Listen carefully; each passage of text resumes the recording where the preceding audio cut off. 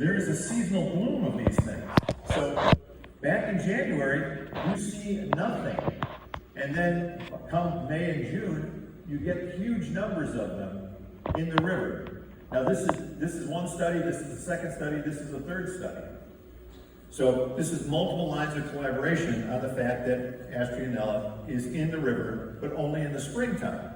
If we look at where Cooper jumped, there's practically nothing in the river at that point. The odds of getting this many Astrionella on the Cooper bills is nearly zero. That's interesting. That's very interesting, because we would expect that if the money got wet and got buried, it would have been during the time Cooper jumped. If he hit the river, if there's some western flight path thing, which will be talked about, I'm sure, by tomorrow, that maybe he landed there, buried the money, or he got wet with the money, etc. So now we've got an interesting theory. We've got to look into it further. First question we have to ask is, how do we know that we're looking at diatoms that were actually within the folds of the stack? Fortunately, further scanning around, we got this picture, which makes all the difference. This is a diatom that's similar to Astrionella. It's called Fragillaria, and it was sandwiched between two bills, and it's perfectly intact. So what had to happen is the bills had to get wet, the bills spread out when they get wet, the diatoms got in there, and then the bills got locked in the sand, and the bills crush up and turn into a lump once they're in the sand. So this tells us for sure that Mark's bill was from the middle of the stack somewhere, not on the end of the stack. Very important. So the next question you're probably asking is, can these diatoms get through the sand and penetrate into the stack of bills? Good question. And here's where the science comes in. You can't just say, oh no, it wouldn't happen, or yes, for sure it happened. You've actually got to test it. So let's look at some parameters to begin with. First of all, proportionately, here's your little diatom, right? Astrionella. Here's the size of the sand grains. They're boulders compared to the little diatom. And you see that the diatom looks like a Christmas ornament, right? The minute the sand sloshed around from a wave or anything like that, it would totally crush that diatom into oblivion. So, is it likely that that diatom can get through the sand? Highly unlikely. You'd find little tiny pieces maybe, and we find ones that are still stuck together like that on the Cooper bills. So the next thing we look at, well, are there diatoms that do live in the sand? Well, it's true that there are, right? I told you that in the beginning. The difference is they're super small. You see how small they are compared to our guy? This is a proportionate size in here. They can also move. So what they do is they move into the cracks and crevices of the sand grain where they're protected from the other giant boulders. But we didn't see any of those in the Cooper money. Very important point. But we're still not quite 100% sure, so we have to do a scientific experiment. So in this case, we're asking the question, can diatoms penetrate into a stack of bills buried in the sand? Because it would blow a lot of things out. You can't. So we took a bunch of $1 bills, used, buried them in a sand in a colander, and I poured like 10 gallons of water through that colander using diatomaceous earth, right, at the store. And we mixed more diatoms into that water than would possibly be found in the Columbia River. Once we did that, we took the samples out, we looked at them with an electron microscope. And what do we find? Well, yes, the diatoms do penetrate the edges of the bill, but only for about 1/8 of an inch. If you've looked at bills, you know bills are not perfect, and you see it's a shag carpet kind of thing, so there's little nooks and crannies in the edges of the bills, and the smallest diatoms, these are much smaller than our Astrionella, can get in there, but they stop at the first thing they hit. So they get these tide lines forming at the edge of the bill where it's running into these bigger fibers and stopping the diatoms. So they cannot get into the middle of the bill, which is where we found all of our diatoms, because the edges of the bill are degraded down to about halfway to the center. So following that, So let's look at another example here. One of the other questions that's asked is, could the money have fallen in the water in November and hung out there and then finally got buried on the beach at Tina Bar, and that's why you've got these springtime diatoms in there? Well, if it was in the water in November, you should see diatoms that were present in the water in November. Well, if we take a look, these are the species that we find in the summer. These are the species that we find in November. We didn't find any of these species on the money. No winter diatoms, only summer diatoms. That means that the money had to get wet in the springtime, not in the winter when Cooper jumped. But we can still go further. This is a very special instrument that attaches to my electron microscope. This is actually more expensive than the microscope itself. This instrument allows you to microscopically analyze the elements, the atoms, that are in the smallest particles, even a diatom. So what we do is we ask ourselves, well, if we take the winter diatoms and the summer diatoms,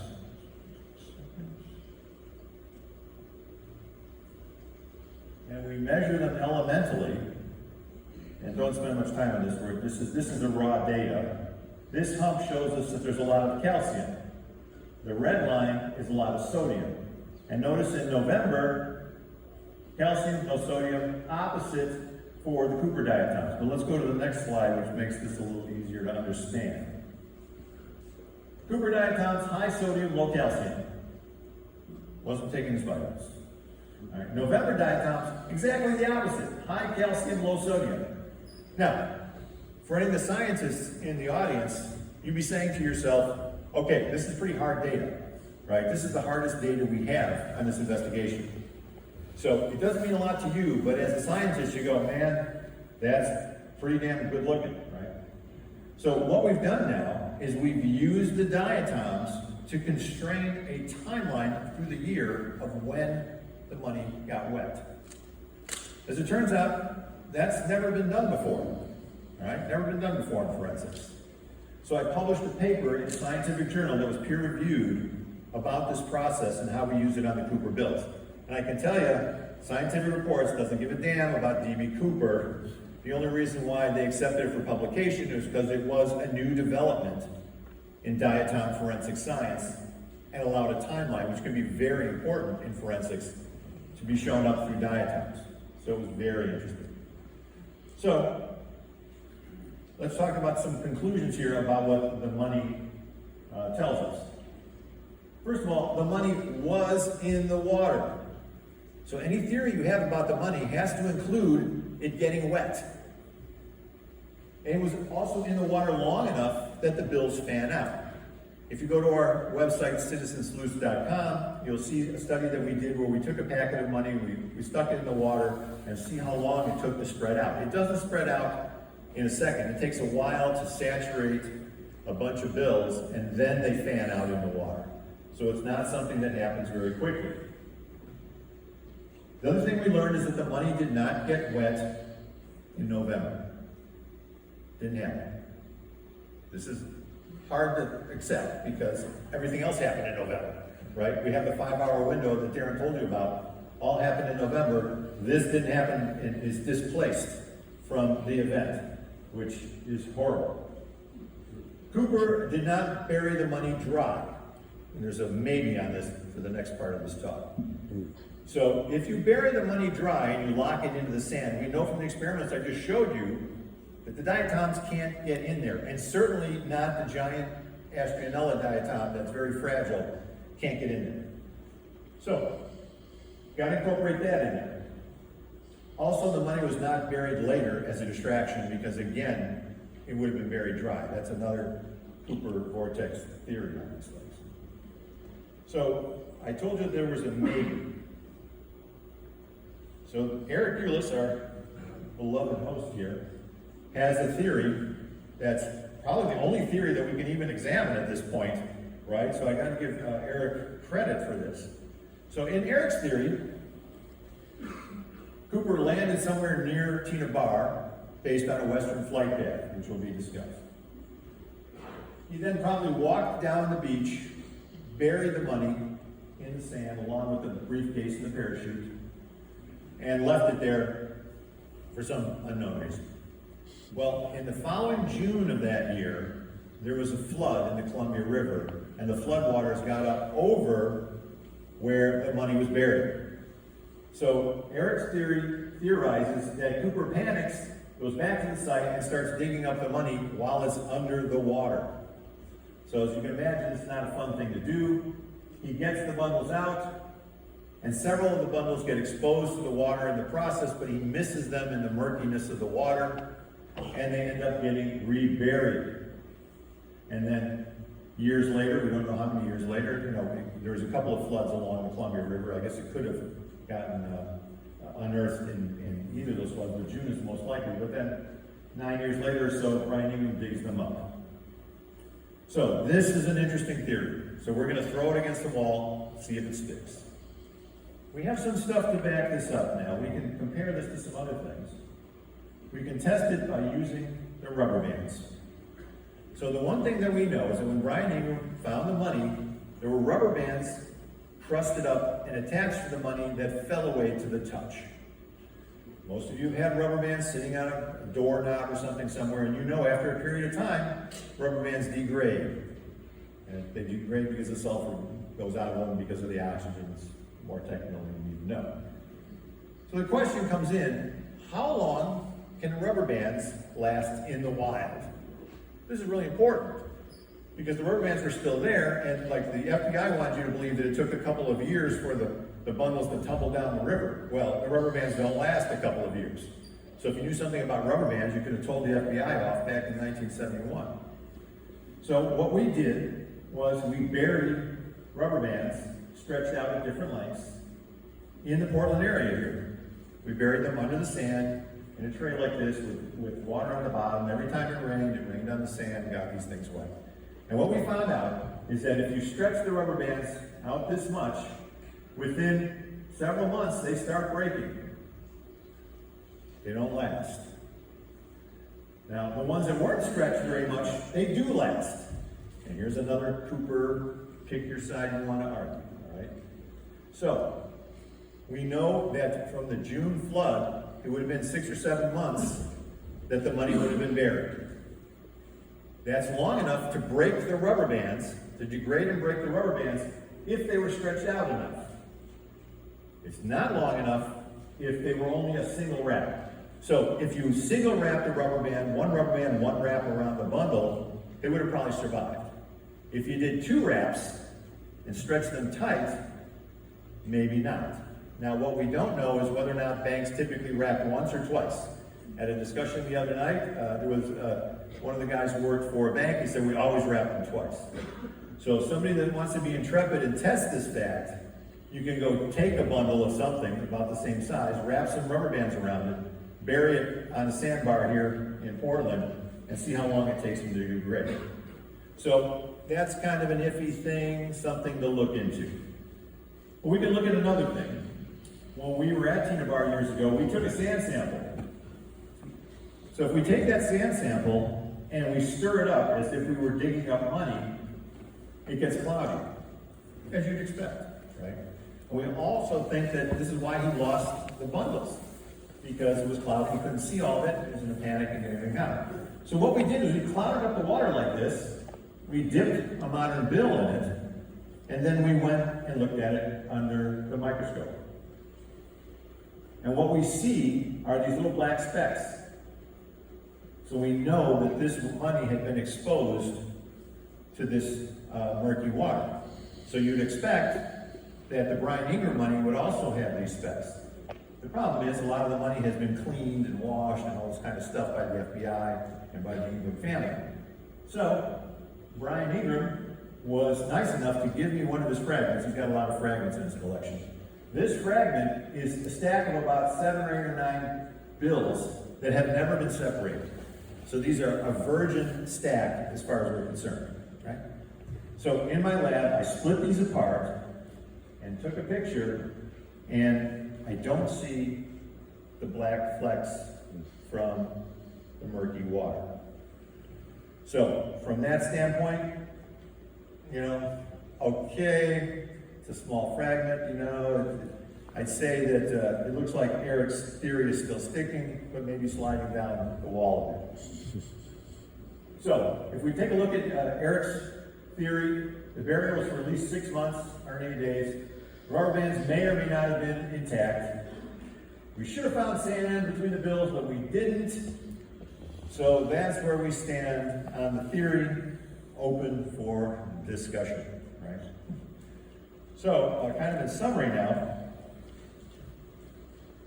the big deal about this research is that the burial was displaced from the jump. So the money spent 6 months or so somewhere else before it got wet. Now remember, it got wet because it wasn't sitting in somebody's pocket and then got buried. It got wet and then got buried. Currently, the Euler's theory is the only one that even comes close to explaining what we see, but as I pointed out, it has some problems that we can discuss. Diatoms for the first time can be used for forensic timelines. Never been done before, right? And this also illustrates that science is still making progress in this case. And people I talk to say, oh, you're fooling around, that thing is so stupid. I got a lot of other things to do besides chase Cooper. And if I can't accomplish something good, I'm not going to do it in the Cooper case. This was pretty damn good.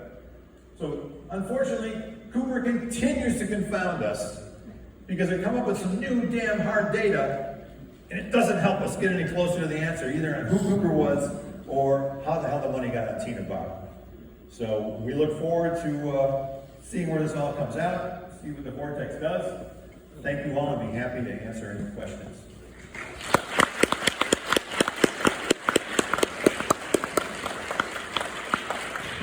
All right, we got about 10 minutes. You want to raise your hand, I'll come find you and ask Tom your question.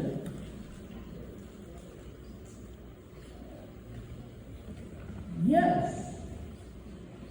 Oh, hi, Liza. How's it going? My question is, the diatoms that you're talking about, were they specific to the Columbia River? Or could that money have been buried in a different body of water first? The answer is there's more than a dozen species of diatoms in the Columbia River. So everything that we saw in our investigation, there was more than just one species. We probably saw about 7 or 8 species on the bills. All of them were known species from the Columbia River. If there was something from another body of water that would be fundamentally different, like the Washougal River has a different set of species than the Columbia, we would expect to see, we'd expect to see species that we don't recognize as coming from the Columbia River. So, to the best of our knowledge, everything we saw was consistent with getting wet in the Columbia River. But good question.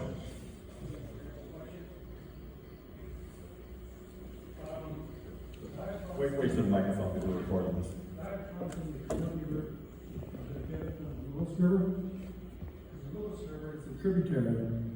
Yes, so the question is, are diatoms in the Lewis River different than in the Columbia River? And the answer is yes.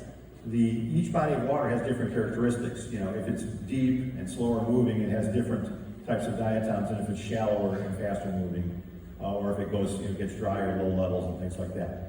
So I do not have the specific, I cannot specifically tell you that I looked at those diatoms, I can tell they're different, but it is kind of a common knowledge in the diatom world that when you get to a different type of body of water, even though they're connected, you can have different diatoms.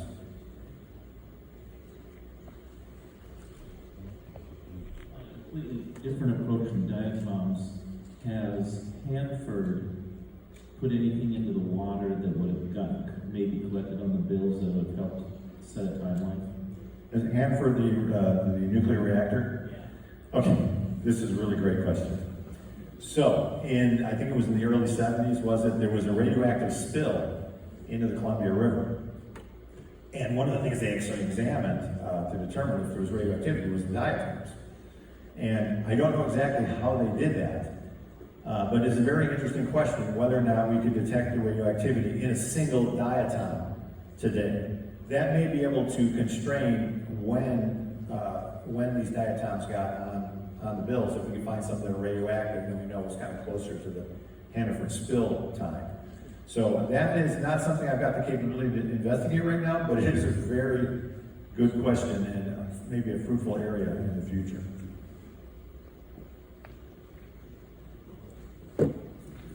You keep using the verbiage buried.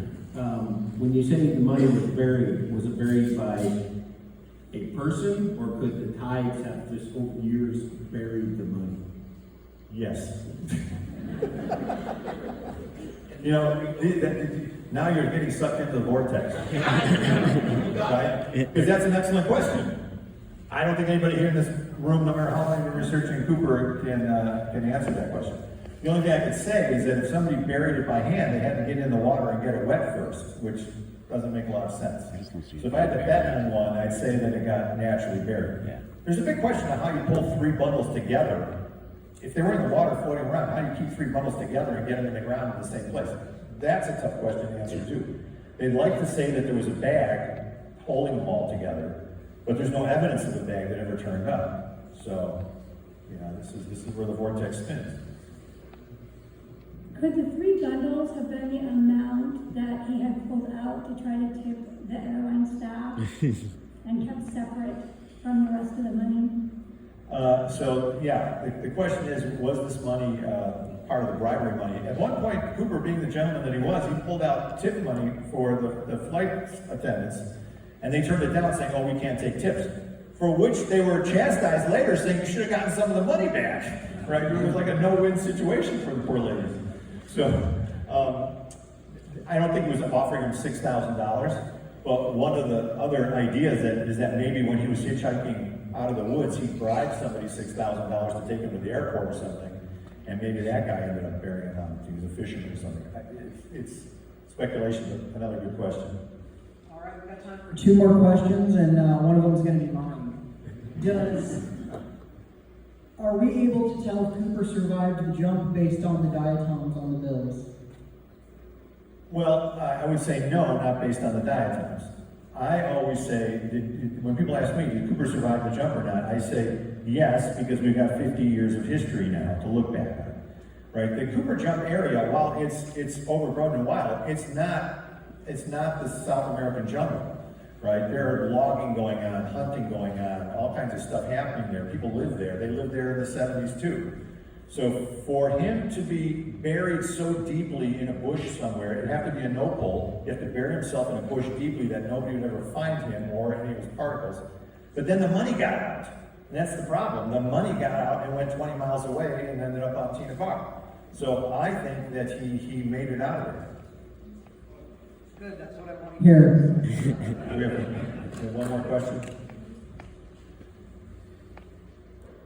All right, we'll do one more question, and then we're going to break for lunch real quick. Yeah, so it sounds like the rubber bands would have been disintegrated over all these years, so it looks like it was put there earlier. But my question is, the diatoms that you found on the currency, seems like to me there would also be diatoms on the rubber bands. And if there was no diatoms on the rubber bands, could there be a differentiation that these rubber bands were put on later over the bills, if you studied that? So it would be fantastic to look at the rubber bands to see if they had something on them. We could also see the level of degradation. The problem is the rubber bands are gone. When Brian Ingham crumbled them off the bills, he never recovered them. So they're in the sand on Tina Bar if you want to try and dig them up somewhere. All right, thank you very much. I appreciate it.